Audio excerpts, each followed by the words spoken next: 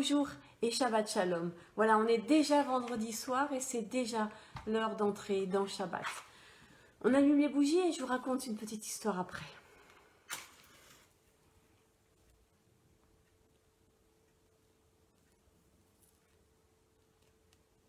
Voilà.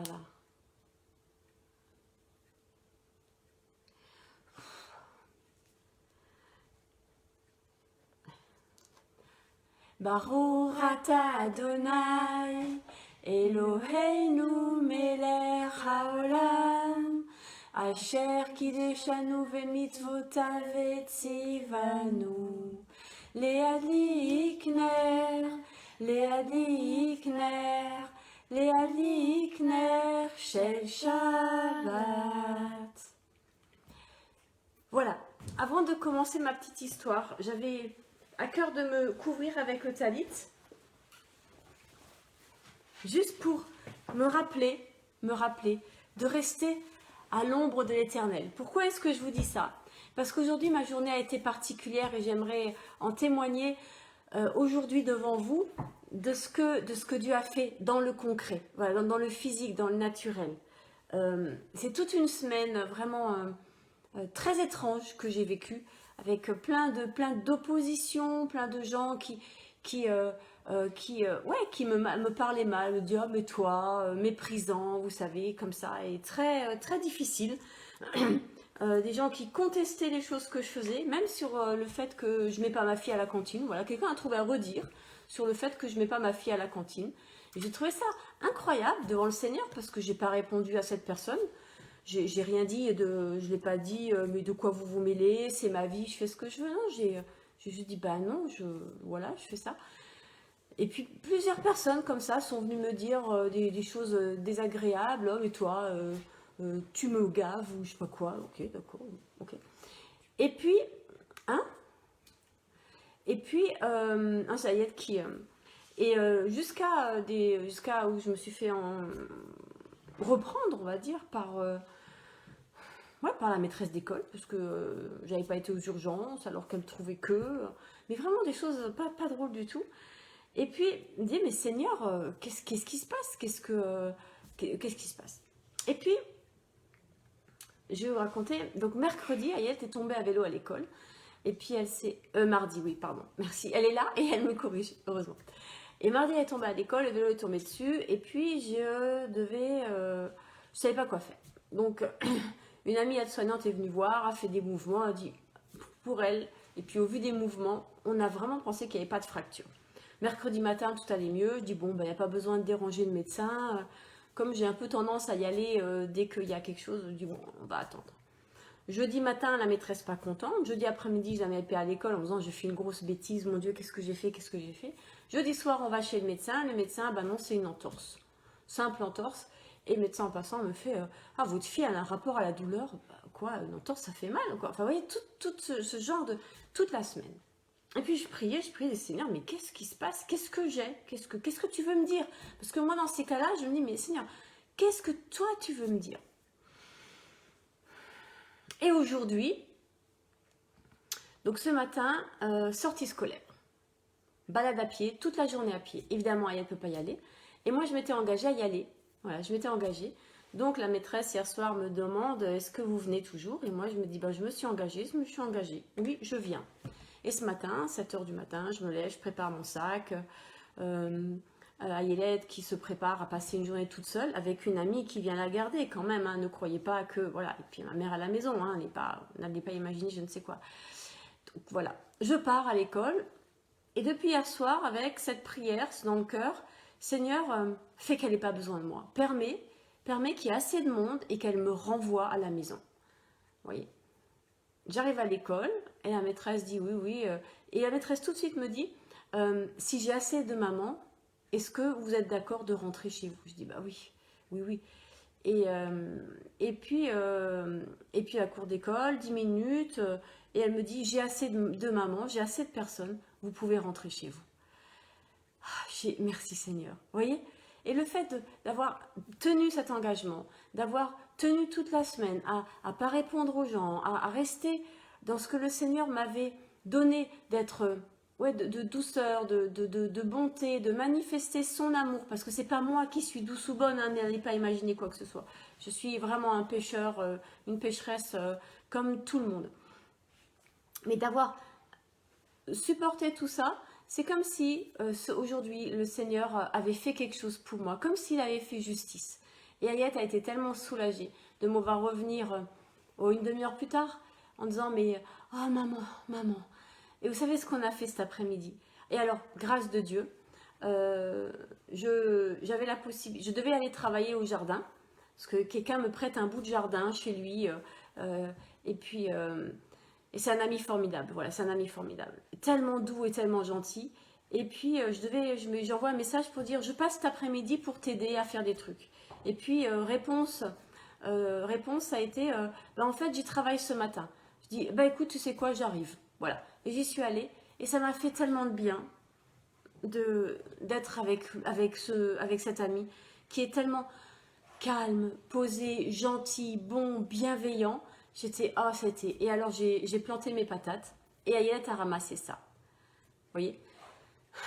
Et je lui ai dit, bah, tu sais quoi, on va en faire un vase et c'est le bouquet de Pâques. Chez nous, en Alsace, ça se fait beaucoup un bouquet comme ça à Pâques, pour dire la vie. Alors lui, il avait coupé, c'est des branches de mirabelle, je crois, ou de petites quetches. Et puis c'est des fleurs blanches, elles sont magnifiques. C'est un peu comme l'idée, la même idée en Israël de l'amandier qui refleurit, vous savez, qui annonce le début du printemps, la vie qui revient. Et je me disais, Seigneur, c'est tellement beau. Et j'avais envie de vous partager ça ce soir, cette vie qui revient. Et pour vous encourager dans ce que vous vivez, dans parfois les choses qui viennent contre vous, qu'elles soient justes ou qu'elles ne soient pas justes, hein, peu importe. Parce que dans toutes les choses qui viennent contre nous, il y a toujours une part qui n'est pas juste et il y a une part qui est juste. Et ça, vraiment, j'y tiens à ce que on dise pas « Oh, c'est une attaque ». Non, non. Il y a des choses qui sont justes que eh ben, j'aurais peut-être dû aller aux urgences. J'étais peut-être pas au top de ma mission de maman. Je devrais peut-être envoyer ma fille effectivement manger à la cantine pour qu'elle se frotte aux autres enfants et machin et bidule et être moins radine et payer la cantine. Enfin, je dis, hein. Je devrais peut-être effectivement entendre que je suis, comment j'ai dit le mot que j'ai dit ah, tu me gaves, que je suis gavante. Ouais, bon, ok. Il y a peut-être des choses qu'il faut que j'entende. Il y a Samuel qui met plein de cœur, ça veut dire qu'il est d'accord, apparemment je dois être gavante. Pardon Samuel, pardon, voilà. Et puis, toutes ces choses-là où le Seigneur travaille. Et je veux laisser continuer à travailler parce que je veux fleurir. Voilà, c'est ça que je voudrais sortir de l'hiver de ma vie. Vous voyez? Des hivers, il n'y en a pas qu'un dans une vie. C'est normal qu'il y en ait plusieurs, qu'on passe par des cycles, par des moments, ben, on est dans l'hiver, où on n'est pas au top, voilà. Et puis, et là c'est important de pouvoir se dire, dans les trois dimensions, corps, âme et esprit, ah Seigneur, je veux sortir de l'hiver. Et ce bouquet ce soir, c'était pour nous encourager à sortir de l'hiver, dans les trois dimensions de nos vies. Et ça c'est quelque chose, oui, que le Seigneur a vraiment mis dans mon cœur, de redonner à ses enfants la conscience de ce qu'on est appelé à être un, corps, âme et esprit. Et qu'il y a des choses du corps qui parlent de ce que l'âme n'est pas ajustée et qui parlent qu'en esprit, spirituellement, il y a besoin de délivrance. Qui a besoin de délivrance? Vous savez, dans la Bible, c'est très clair. Jésus a délivré qui? Les Israéliens. Des gens qui allaient à la synagogue tous les Shabbats. Voilà. Vous savez, on dit, oh, la délivrance, non, c'est nous qui sommes concernés. Et c'est pas une blague. Donc moi, je prie pour que des choses encore s'en aillent de moi. Et en ce moment, je suis paralysée par une peur. Et cette peur, je la mets à la croix, je la cloue à la croix, là, devant vous. Et ça veut aussi dire que dans le concret, il y a des choses que je ne vais plus faire, que je vais faire autrement, que je vais ne plus tenir compte des avis de la même manière qu'avant, comme si ça mettait en cause mon identité, mon existence même. Vous voyez, quelque chose qui était vraiment pas d'équerre, et que le Seigneur a montré, d'où l'avis de la maîtresse, de l'électricien qui me dit que je devrais mettre ma fille à la cantine, à de l'importance dans ma vie. Vous voyez, c'est pas juste, c'est Dieu. Et alors je reviens à mon idée, Samuel envoie encore des cœurs, mais je sais pas, vraiment, je sais pas ce que, peut-être qu'il est plus d'accord avec moi maintenant. D'où la vie de l'électricien a de l'importance dans ma vie. Vous voyez ce que je veux dire? D'où ça a de l'importance, la vie de la maîtresse qui me dit que j'aurais dû aller aux urgences. C'est juste une entorse. Et vous voyez, c'est comme si aujourd'hui le Seigneur m'avait montré que malgré ce que les gens disaient, j'avais pris les bonnes décisions. D'où j'aurais été encombrée les urgences pour une entorse. Vous voyez? D'où je mettrais ma fille à la cantine. Pourquoi? Pour qu'elle se fasse harceler, pour qu'elle découvre la dureté du monde. C'est pas la peine, hein. Elle le sait, elle en souffre assez dans la journée. C'est bon, tout va bien. Vous voyez, il n'y a pas de raison de ne pas prendre soin les uns des autres. Et le regard de ces personnes et d'autres personnes n'a pas à avoir ce poids, cette place dans ma vie. Et c'est ça que le Seigneur m'a montré particulièrement aujourd'hui, que c'est pas juste. Et que ce qui prime, c'est ce que lui, il me dit. Et que lui, il fait refleurir ma vie.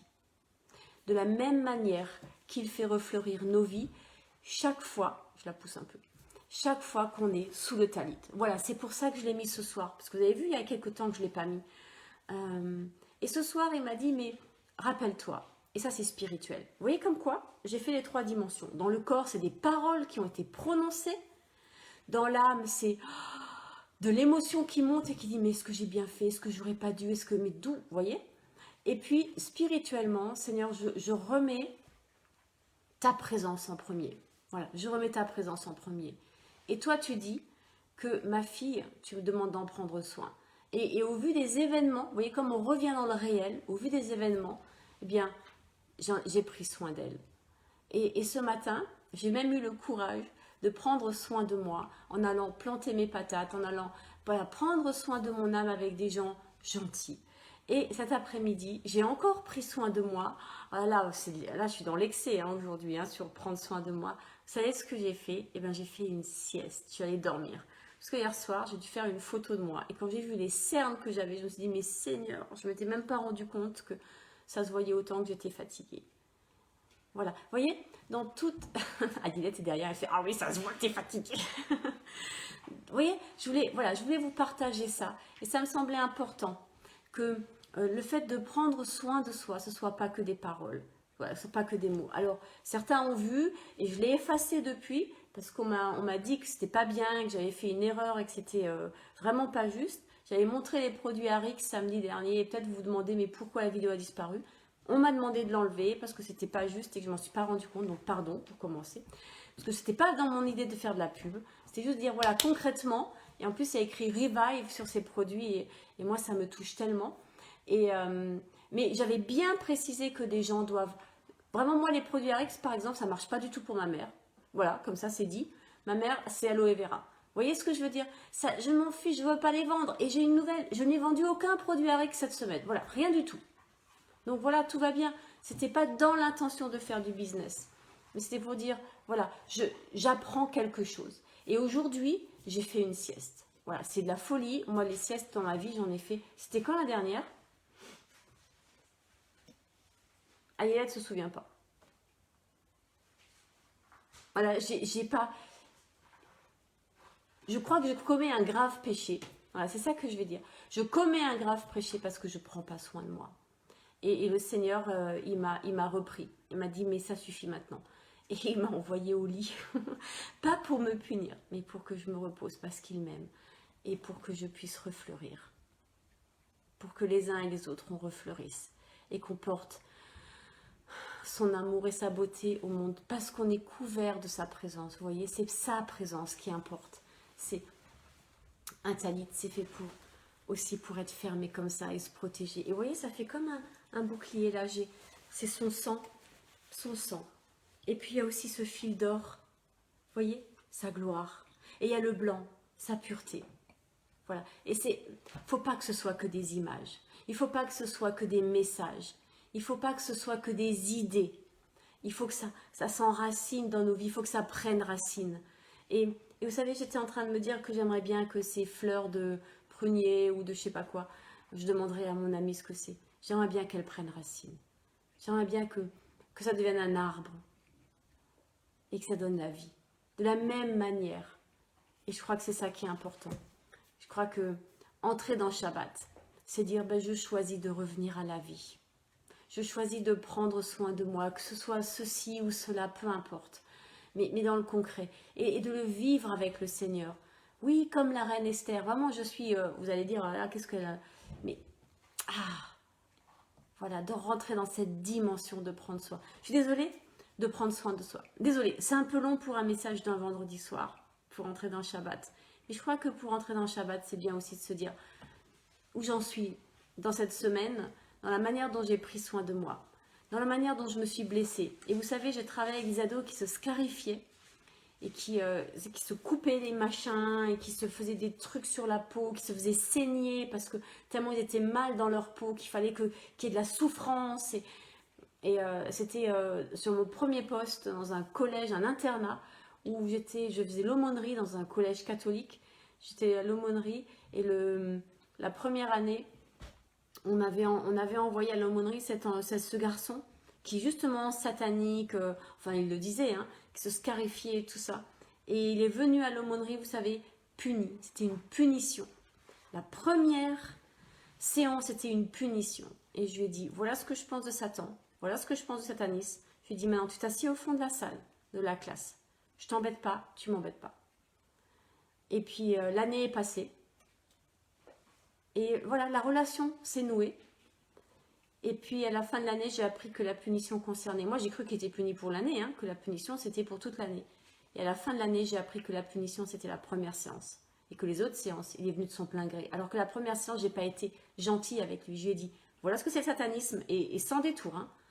Je lui ai dit, tu t'assieds au fond de la classe. Je t'embête pas, tu m'embêtes pas. Par contre, je ne veux pas t'entendre. Vous voyez, c'était... Mais... Et l'année suivante, il était à la porte du collège. Il m'attendait.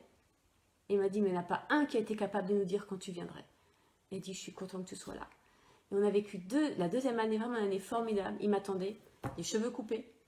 Et il avait troqué tous ses vêtements noirs et machin contre des vêtements normaux.